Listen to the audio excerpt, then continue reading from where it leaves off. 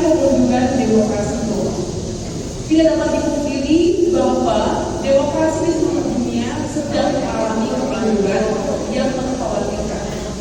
Menurut laporan Fidel 2024, tingkat demokrasi di dunia mengalami penurunan rata-rata di mana rata-rata tingkat demokrasi yang dinikmati oleh orang biasa seperti kita pada tahun 2023 itu sama dengan level demokrasi di tahun 1985.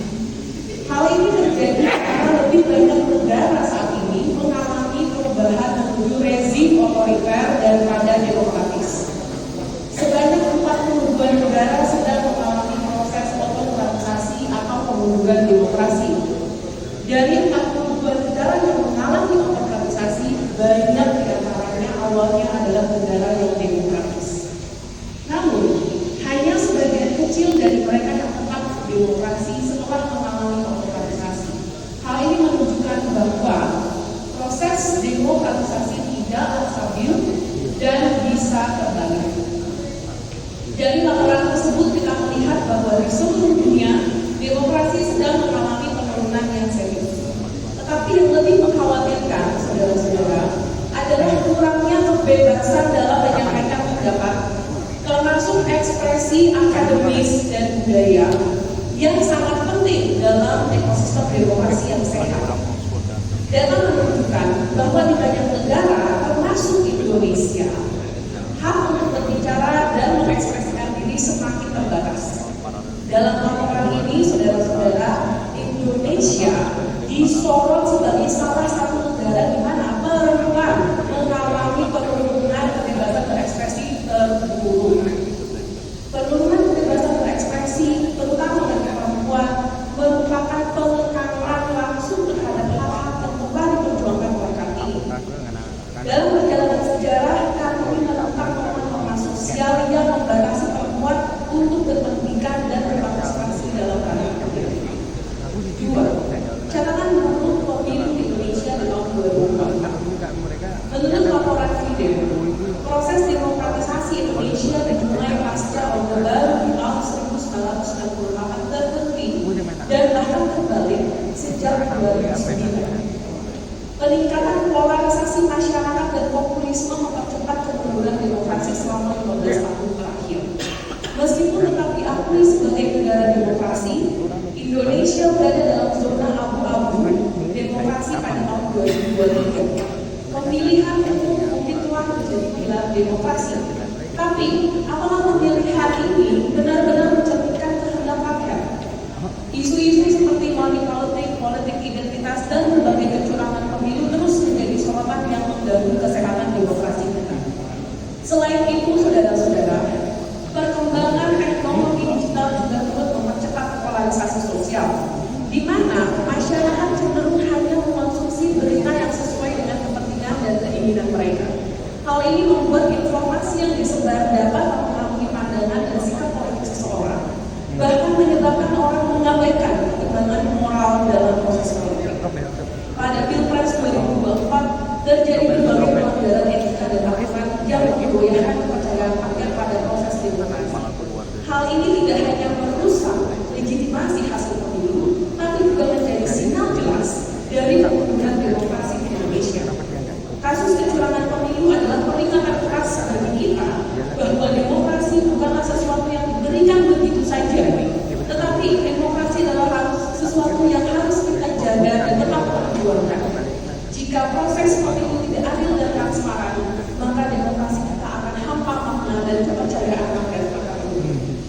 Poin ketiga, panggilan untuk melakukan resistensi dan peran kritis Mahkamah Konstitusi. Dalam menghadapi kemunduran demokrasi, saudara-saudara, ada buku yang ditulis oleh Laura Gamboa dengan judulnya Resisting Backsliding, menekankan pentingnya upaya resistensi melalui jalur institusional. Ini adalah panggilan kepada oposisi untuk bersatu dan melakukan perlawanan terhadap penurunan demokrasi. Sebagai akademisi, kita memiliki tanggung jawab untuk menjadi bagian dari gerakan ini. Mahkamah Konstitusi juga memiliki peran yang sangat penting dalam menyelamatkan demokrasi. Keputusan yang akan diambil oleh MK pada hari Senin tanggal 22 April akan menjadi momentum kritis dalam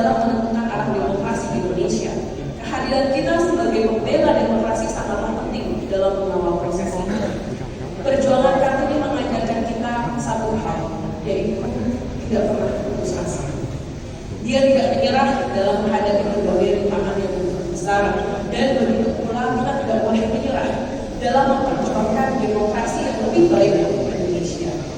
Untuk mencapai visi Kartini tentang masyarakat adil dan merata, kita perlu bersatu sebagai satu bangsa tanpa memandang perbedaan gender, agama, ataupun etnis. Kita perlu memperjuangkan reformasi yang menguatkan lembaga-lembaga demokrasi kita dan memastikan bahwa suara setiap warga negara didengar dan dihargai. Mari kita bersama-sama berjuang untuk mewujudkan impian Kartini tentang Indonesia yang merdeka, berdaulat, dan adil bagi sesama warganya.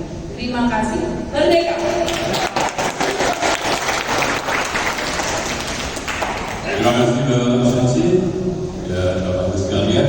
Menyuarakan pemikirannya dalam surat-surat yang dikirimkan kepada sahabatnya.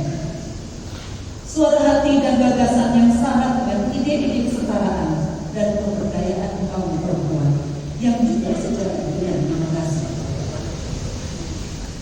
Semangat perjuangan Kartini tersebut mampu menembus ruang dan waktu, menyalakan lentera yang menerangi kegelapan kaum perempuan, bahkan sampai beliau berpulang. Mengambil refleksi dari perjuangan Kartini, ada dua hal yang ingin saya sampaikan pada kesempatan ini. Yang pertama terkait dengan isu keterwakilan perempuan di kampus politik Indonesia, dan yang kedua, reduksi makna emansipasi dan formalitas demokrasi. Hadirin yang saya hormati, saat ini telah banyak Kartini modern. Para perempuan yang mempunyai akses pendidikan berbagai jenjang, yang terbukti dengan tingkat partisipasi pendidikan perempuan yang meningkat dari tahun ke tahun, dan juga kiprah mereka di ranah publik di berbagai lini kehidupan. Meskipun masih banyak pula perempuan yang sampai hari ini masih belum memperoleh akses setara yang perlu menjadi perhatian kita bersama.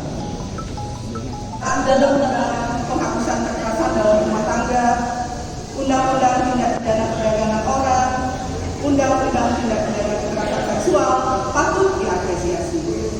Namun, jika kita melihat dari aspek yang lebih luas, yaitu aspek sosial, ekonomi, politik, maka kehidupan perempuan kita masih mengalami berbagai kesenjangan.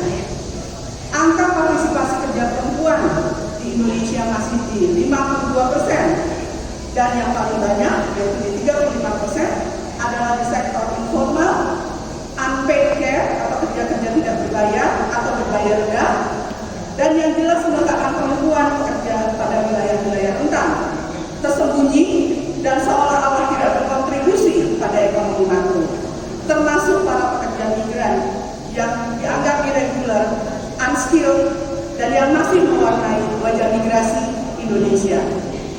Posisi indeks ketimpangan gender yang hanya menurun sangat sedikit dari tahun 2019 ke tahun 2022, yaitu dari angka 0,488 hanya menjadi 0,452. Dan Gender Empowerment Index Indonesia menempati level nomor 2 terendah di negara-negara ASEAN.